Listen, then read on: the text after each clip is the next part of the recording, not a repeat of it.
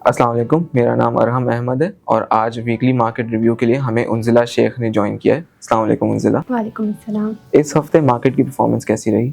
इस हफ्ते KSE 100 index ने 0.9% वीक ऑन वीक का नेगेटिव रिटर्न दिया है और मार्केट 150,399 पॉइंट्स पे क्लोज हुई। मेजरली जियोपॉलिटिकल टेंशंस की वजह से हमें एक सेलिंग प्रेशर नज़र आया मार्केट में। मार्केट परफॉर्मेंस के अलावा इस हफ्ते पाकिस्तान ब्यूरो ऑफ स्टैटिस्टिक्स ने CPI के नंबर्स भी रिलीज़ किए थे फॉर द लास्ट मंथ, तो इस पे आपका क्या व्यू है? मार्च में CPI का नंबर 7.3% रिकॉर्ड किया गया, जो कि फरवरी में 7% था और ये नंबर अगस्त 2024 के बाद से हाईएस्ट नंबर है CPI का। इसके अलावा इस हफ्ते हमने फ्यूल प्राइसेस रिलेटेड काफ़ी डेवलपमेंट्स देखी हैं, तो इसके हवाले से हमें थोड़ा आगाह करें।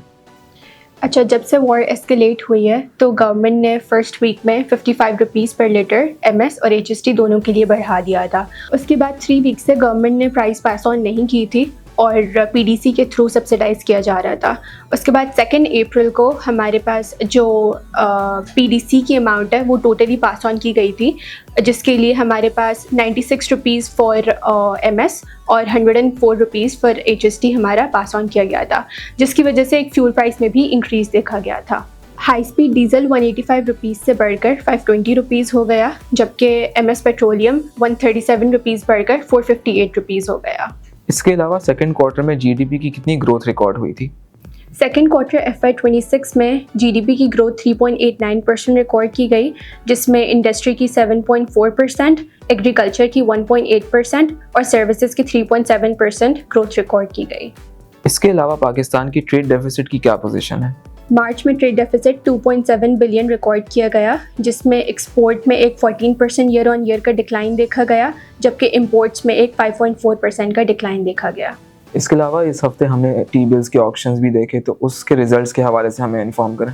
T-बिल ऑक्शन में 777 बिलियन रुपीज़ रेस किए गए, जबकि टारगेट 750 बिलियन रुपीज़ का था।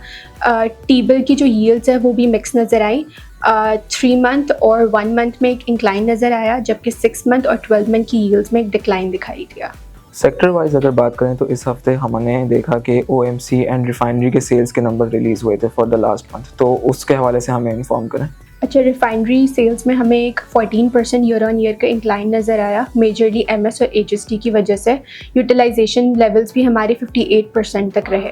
पेट्रोलियम सेल्स में भी हमें एक स्ट्रॉन्ग इंक्लाइन नज़र आया, 19% ईयर ऑन ईयर का। HST में हमें 16%, MS में 19% और FO में एक 62% का ईयर ऑन ईयर इंक्लाइन नज़र आया।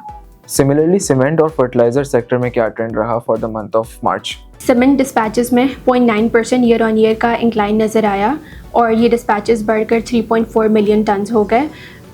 मेनली जो एक्सपोर्ट्स हैं उसमें 6.6% का इंक्रीज़ नज़र आया, जबकि जो लोकल सेल्स हैं उसमें 0.2% का डिक्लाइन नज़र आया।